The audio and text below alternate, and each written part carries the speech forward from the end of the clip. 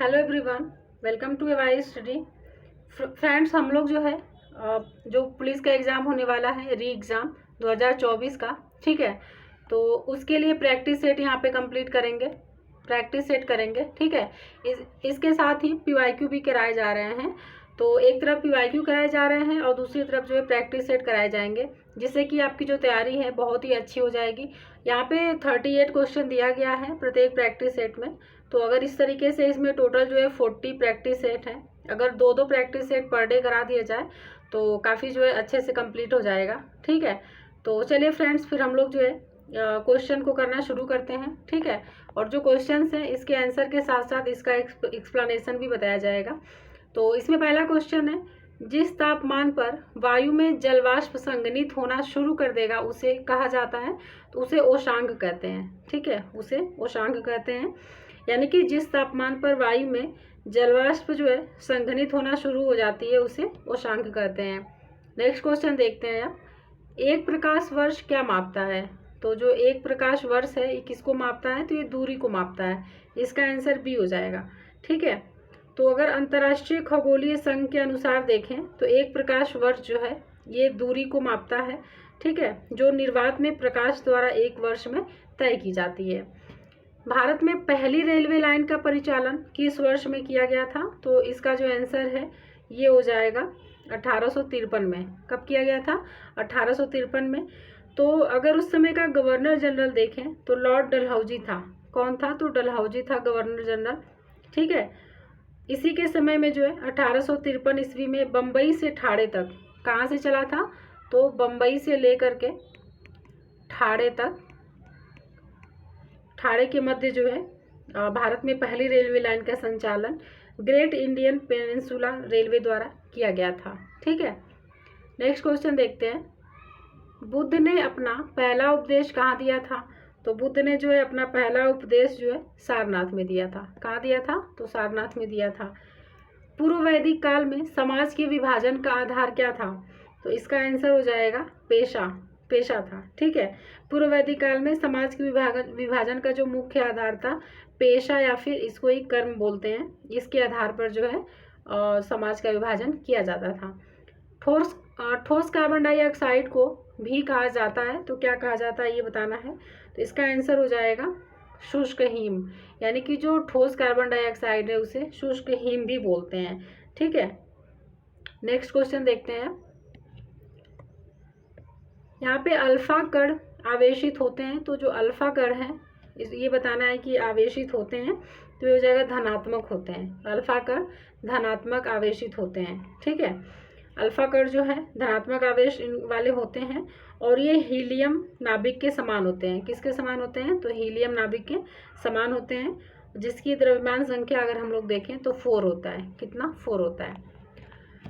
8वां question है, जल प्रदूषण की रोकथाम और नियंत्रण अधिनियम किस वर्ष लागू किया गया था? तो इसका जो आंसर है ये हो जाएगा 1974, ठीक है। जल प्रदूषण निवारण तथा नियंत्रण अधिनियम 1974 में जल प्रदूषण के निवारण तथा नियंत्रण करने के लिए किया गया था। निम्न में से अकबर के दरबार के मुख्य चित्रकार कौन थे? तो जो मुख्य चित्रकार थे ये दसवंत थे। कौन थे? दसवंत थे। यहाँ पे जो आंसर हो जाएगा सी हो जाएगा। और इनके साथ एक और लोग थे, दसवंत और बसावन। इनका जो नाम था बसावन नाम था, ये भी पूछ सकता है, ठीक है। तो दसवंत तथा जो बसावन हैं ये अकबर के दरबार के मुख्य चित्रकार थे।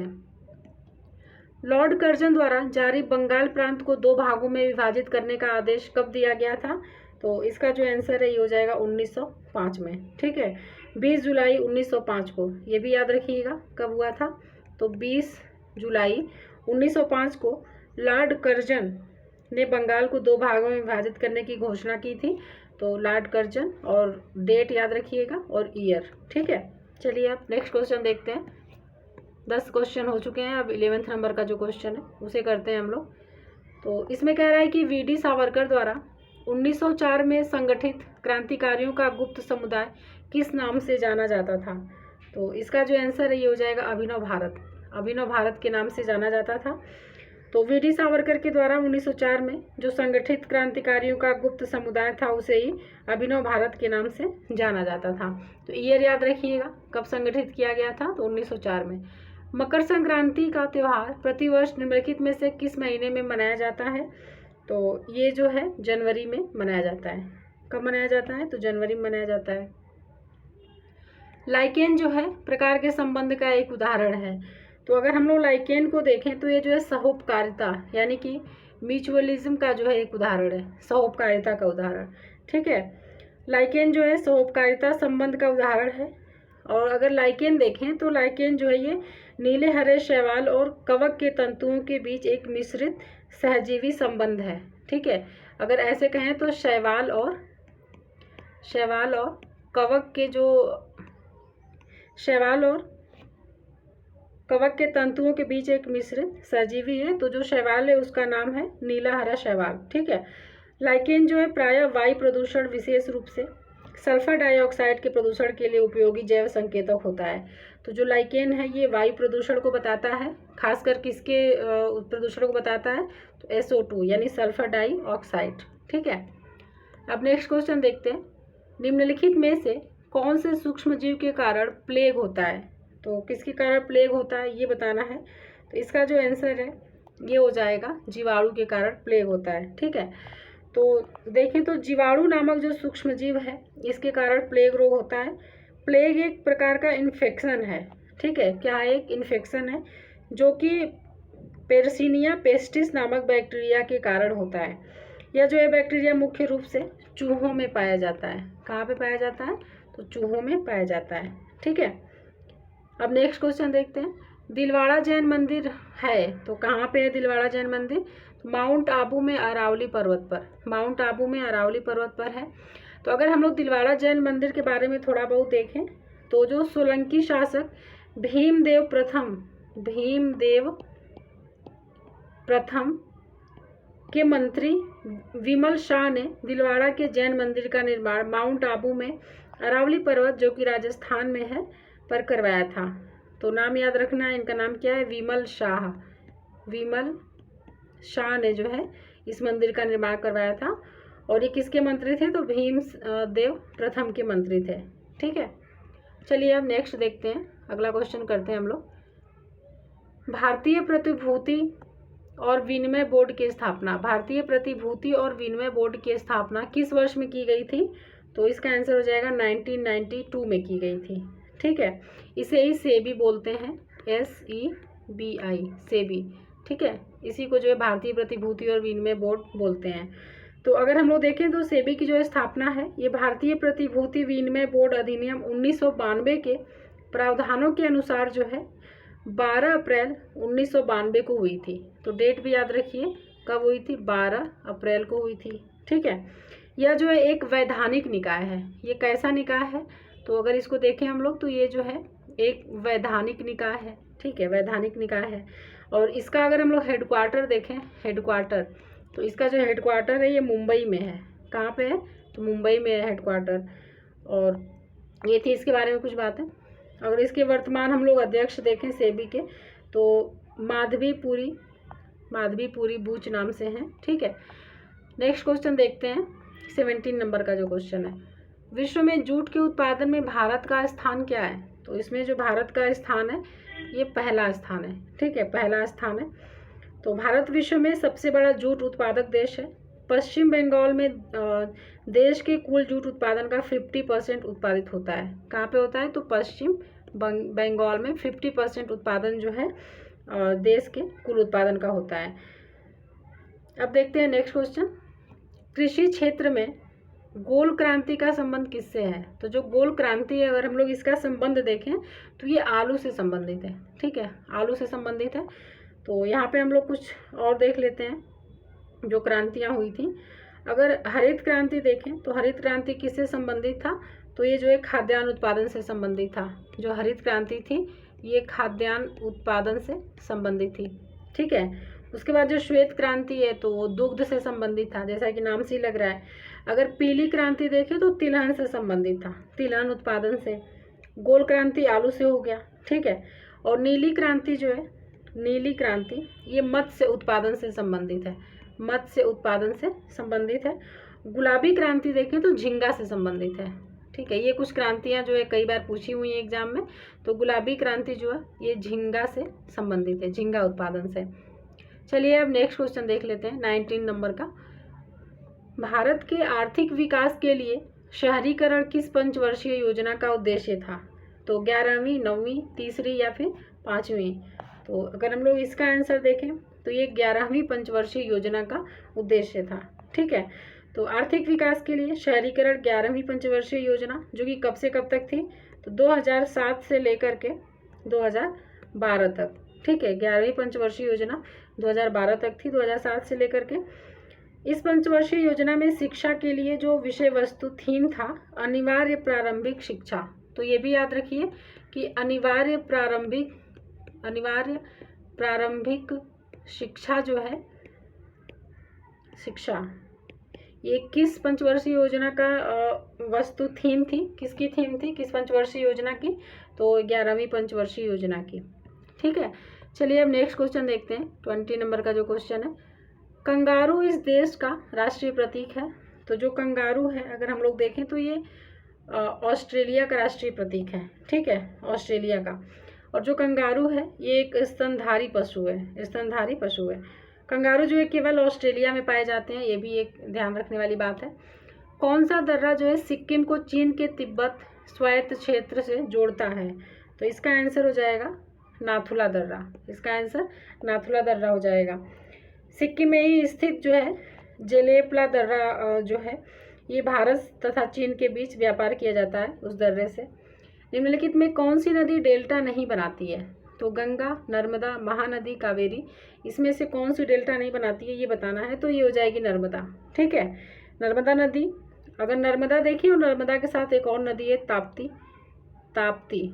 ठीक है, ये हो जाएगी नर्मदा और ताप्ती। तो ये दोनों जो नदियां हैं डेल्टा नहीं बनाती हैं। अगर नर्मदा नदी के बारे में देखें तो ये पूर्व से पश्चिम दिशा में प्रवाहित होने वाली नदी है, पूर्व से पश्चिम दिशा में प्रवाहित होने वाली नदी है। ठीक है, और अरब सागर में गिरने वाली सबसे लंबी नदी है। इसकी जो लंबाई है ये अगर हम लोग देखें तो 1312 किलोमीटर इसकी लंबाई है। तो ये जो है अरब सागर में गिरने वाली सबसे लंबी नदी है नर्मदा नदी। नेक्स्ट क्वेश्चन देखते हैं। जोग प्रपात किस नदी पर स्थित है? तो जो जोग प्रपात है किस नदी पर स्थित है ये बताना है। तो शरावती नदी पर स्थित है, शरावती नदी पर स्थित है। ठीक है, और अगर राज्य देखें किस राज्य में, तो कर्नाटक राज्य के शिमोगा जिले में शरावती नदी पर स्थित है। ठीक है, ये जो है 253 मीटर यानी 253 मीटर की ऊंचाई से ये गहरी खाई में गिरता है। ठीक है, तो ध्यान रखना है कि ये जो है किस नदी पर स्थित है? शरावती नदी पर, और राज्य अगर पूछे तो कर्नाटक में। ठीक है, चलिए अब नेक्स्ट क्वेश्चन देखते हैं। निम्नलिखित में से किस क्षेत्र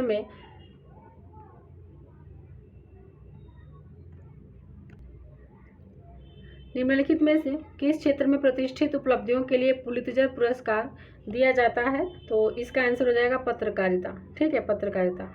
तो पुलित्जर पुरस्कार जो है 1917 ईस्वी में यानी 1917 ईस्वी में प्रारंभ किया गया, और यह पुरस्कार अमेरिकी प्रकाशक जोसेफ पुलित्जर के नाम पर पत्रकारिता के क्षेत्र में ये दिया जाता है। ठीक है, आइंस्टीन को नोबेल पुरस्कार किस खोज के लिए दिया गया था? तो इसका जो आंसर है ये हो जाएगा प्रकाश विद्युत उत्सर्जन सिद्धांत। ये पीसीएस वगैरह में भी क्वेश्चन पूछा हुआ है। ठीक है, तो आइंस्टीन को जो नोबेल पुरस्कार दिया गया था प्रकाश विद्युत उत्सर्जन सिद्धांत पर दिया गया था। ठीक है, कब दिया गया था ये भी देख लेते हैं। 1921 में, 1921 में दिया गया था, और ये जो है एक भौतिकविद थे, भौतिकविद। नेक्स्ट क्वेश्चन है, किस वर्ष में भारत सरकार अधिनियम 1935 में प्रावधानों के अनुसार भारत का संघीय न्यायालय स्थापित किया गया था? तो इसका आंसर हो जाएगा 1937 में, 1937 में। तो भारत का जो संघीय न्यायालय है वो भारत सरकार अधिनियम 1935 के तहत 1 अक्टूबर 1937 को, तो डेट भी याद रखिए, 1 अक्टूबर 1937 को स्थापित किया गया। इसमें जो है टोटल देखें तो 7 न्यायाधीशों का प्रावधान था, टोटल 7 न्यायाधीशों का प्रावधान था। लेकिन उस समय 3, जिसमें से अगर देखें तो जो मुख्य न्यायाधीश थे, एक मुख्य न्यायाधीश थे और 2 जो है अन्य न्यायाधीश थे। ठीक है, नेक्स्ट क्वेश्चन देखते हैं। भारत के संविधान का अनुच्छेद 66 जो है किससे संबंधित है? तो ये जो है उपराष्ट्रपति के चुनाव से संबंधित है। ठीक है, तो भारतीय संविधान का अनुच्छेद जो 66 है यानी 66 जो है, ये भारत के उपराष्ट्रपति के निर्वाचन यानी कि चुनाव से संबंधित है। अगर भारत के उपराष्ट्रपति के बारे में देखें तो उपराष्ट्रपति जो है संसद के उच्च सदन राज्यसभा का प्रदेन सभापति होता है। ठीक है, और उपराष्ट्रपति जो है राज्यसभा का सदस्य नहीं होता है, ये ध्यान रखना है, राज्यसभा का सदस्य नहीं होता है। अब नेक्स्ट क्वेश्चन देखते हैं, 29 नंबर का क्वेश्चन। तो इसमें है भारतीय संविधान के अनुच्छेद 19 में कितने प्रकार की स्वतंत्रता का प्रावधान किया गया है? तो ये हो जाएगा 6 प्रकार की स्वतंत्रता का प्रावधान किया गया है। ठीक है, तो देख लेते हैं कौन कौन से हैं। पहला अगर हम लोग देखें तो जो पहला है वाक और अभिव्यक्ति की स्वतंत्रता, दूसरा जो है शांतिपूर्व व निरायुध सम्मेलन की स्वतंत्रता, तीसरा अगर देखें तो संगम या संघ बनाने की स्वतंत्रता, 4th नंबर का जो है भारत के राज्य क्षेत्र में सर्वत्र आबाद संचरण बिना किसी रोक टोक के, और 5वें नंबर का है भारत के राज्य क्षेत्र के किसी भाग में निवास करने और बस जाने की स्वतंत्रता, और जो लास्ट है 6वें नंबर का अगर देखें तो कोई वृत्ति उपजीविका व्यापार या कारोबार करने की स्वतंत्रता का जो अधिकार है। तो ये सब जो है अनुच्छेद 19 में आते हैं। ठीक है, निम्नलिखित में से कौन सा स्मारक उत्तर प्रदेश में स्थित यूनेस्को द्वारा प्रशंसित विश्व धरोहर स्थल है? तो यहाँ पे सारनाथ स्तूप, इलाहाबाद किला, वाराणसी घाट, ताजमहल इसमें जो दिया गया है, तो इसका जो आंसर है ये हो जाएगा ताजमहल। ठीक है, ताजमहल। ताजमहल को अगर देखें तो 1983 में यानी कि 1983 में जो है यूनेस्को द्वारा विश्व धरोहर घोषित किया गया। ताजमहल जो है आगरा में स्थित है और इसको जो है मुगल सम्राट शाहजहां द्वारा अपनी पत्नी मुमताज़ महल की याद में बनवाया गया था। ठीक है, तो ये थी कुछ इम्पोर्टेंट बातें ताजमहल से संबंधित। कौन सा कथक घराना उस नृत्य शैली के आध्यात्मिक पहलुओं पर अधिक ध्यान देता है? तो इसका जो आंसर ये हो जाएगा बनारस। ठीक है, बनारस। कथक नृत्य शैली से संबंधित जो घराने हैं अगर देखें तो इसमें जो बनारस घराना है ये आध्यात्मिक पहलुओं पर अत्यधिक केंद्रित है। ठीक है, आध्यात्मिक पहलुओं पर केंद्रित है। और अगर हम लोग जयपुर घराने के बारे में देखें तो ये युद्ध शैली एवं आक्रामकता का प्रदर्शन करता है। ठीक है, राजस्थान वगैरह में ये जो राजपूत लोग थे ये युद्ध शैली इन सब के बारे में ज़्यादा जो है पता चलता है। ठीक है, बाकी जो नेक्स्ट अगर देखें लखनऊ जो है, तो जो लखनऊ घराना है ये संस्कृति, रोमांच, लोकाचार व श्रृंगार प्रधान घराना था। ठीक है, नेक्स्ट क्वेश्चन देखते हैं 32 नंबर का। तो इसमें है कि उर्दू शायरी में फिराक गोरखपुरी के नाम से कौन प्रसिद्ध हैं? तो ये जो हैं रघुपति सहाय। ठीक है, रघुपति सहाय जो है इसका आंसर हो जाएगा। तो उर्दू शायरी में फिराक गोरखपुरी के नाम से रघुपति सहाय जो है प्रसिद्ध हैं। निम्नलिखित में से कौन से स्थान पर कुंभ मेला नहीं होता है? कुंभ मेला नहीं होता है ये बताना है कौन से स्थान पे, तो वाराणसी हो जाएगा, इसका आंसर डी हो जाएगा। तो भारत में 4 स्थानों पर कुंभ मेला लगता है। कितने स्थानों पर? 4 स्थानों पर कुंभ मेला लगता है। कौन कौन से स्थान पर लगता है? तो उज्जैन जो कि मध्य प्रदेश में स्थित है, उसके बाद जो है इलाहाबाद में लगता है जो कि उत्तर प्रदेश में स्थित है। ठीक है, उत्तर प्रदेश में स्थित है। उसके बाद अगर देखें तो हरिद्वार में लगता है उत्तराखंड में, और जो चौथा है ये नासिक हो जाएगा, नासिक में लगता है।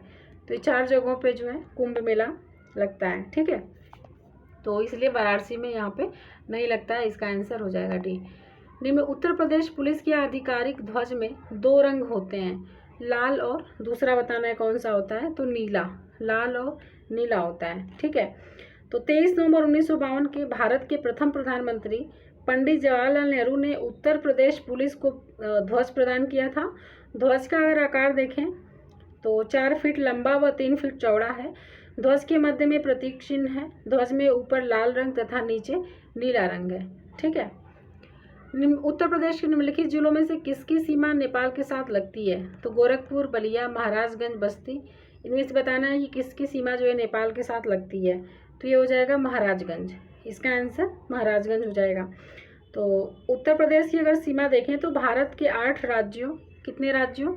8 राज्यों व 1 जो है केंद्र शासित प्रदेश तथा एक जो है अंतर्राष्ट्रीय सीमा नेपाल से मिलती है। ठीक है, तो उत्तर प्रदेश के महाराजगंज जिले की सीमा जो है वो नेपाल के साथ लगती है। तो ये हम लोग देख लिए यहाँ पे। अब आगे देखते हैं नेक्स्ट क्वेश्चन, 36 नंबर का जो क्वेश्चन है उसको हम देखते हैं। हाल ही में जारी एक रिपोर्ट के अनुसार दुनिया का सबसे महंगा शहर कौन सा है? तो इसका जो आंसर है ये हो जाएगा सिंगापुर। सिंगापुर जो है दुनिया का सबसे महंगा शहर है। तो दिसंबर 2023 में इकोनॉमिक इंटेलिजेंस यूनिट द्वारा जारी रिपोर्ट के आधार पर दुनिया के सबसे महंगे शहर होने का दर्जा सिंगापुर को और ज्यूरिख को संयुक्त रूप से प्राप्त हुआ है। तो इसका नाम ही ध्यान रखिएगा, ये जो है ज्यूरिख, इसको भी मिला हुआ है। ठीक है, नेक्स्ट क्वेश्चन देखते हैं। दिसंबर 2023 में चर्चा में रहा HD 110067 क्या है?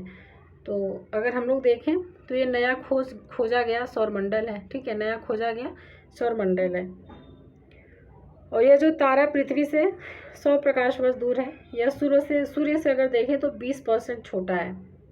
दिसंबर 2023 में किस देश ने ग्रीन क्रेडिट पहल लॉन्च की थी? तो ग्रीन क्रेडिट पहल किस देश ने लॉन्च की थी ये बताना है। तो ये हो जाएगा, यहाँ पे अगर हम लोग इसका आंसर देखें तो इसका आंसर हो जाएगा भारत। ठीक है, भारत हो जाएगा। तो संयुक्त अरब अमीरात में COP जो 28 हुआ था उसके आयोजन के दौरान भारत के प्रधानमंत्री नरेंद्र मोदी ने पर्यावरण का संरक्षण करके ग्रीन क्रेडिट कमाने के लिए ग्रीन क्रेडिट पहल लॉन्च की थी। ठीक है, तो ये थी इससे संबंधित बातें। तो फ्रेंड्स हम लोग जो है एक प्रैक्टिस सेट कंप्लीट कर लिए हैं, अब दूसरा जो प्रैक्टिस सेट है उसे कल करेंगे।